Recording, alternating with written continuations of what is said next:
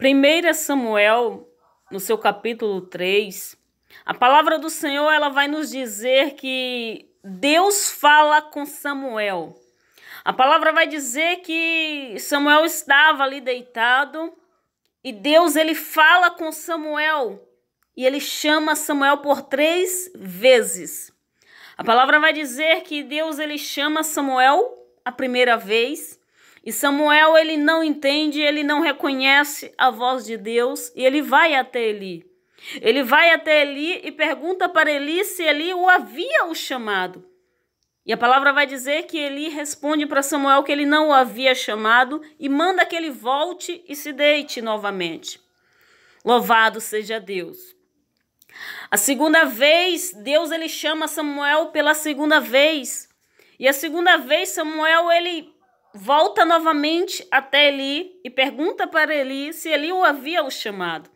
E Eli responde para ele que não o havia chamado, que era para ele voltar e se deitar novamente. A segunda vez, Samuel ele não reconhece novamente a voz de Deus, mas a segunda vez, Eli já reconhece a voz de Deus. Eli já reconheceu e entendeu que era Deus falando com Samuel. Entendeu que era Deus chamando de Calamanahaya sou Samuel. Louvado seja Deus. E ali agora Eli dá direção para Samuel, mandando ele voltar e se deitar, e se aquela voz o chamasse novamente, que era para ele responder: eis-me aqui, Senhor, fala, porque o teu servo ouve. Louvado seja Deus. Sabe o que é que eu quero te dizer com essa palavra? Eu quero te dizer que tem pessoas à minha e à tua volta que não entendem a voz de Deus.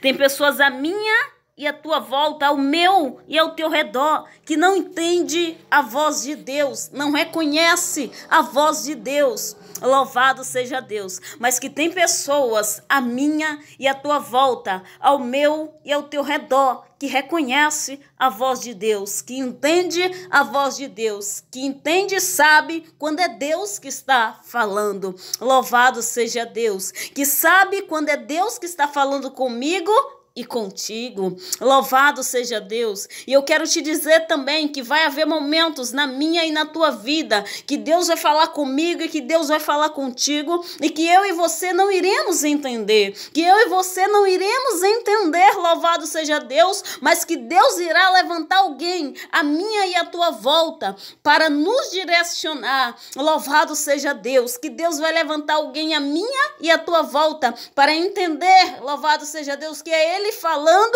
e nos dá direção, nos dá direcionamento para nos aconselhar. Louvado seja Deus.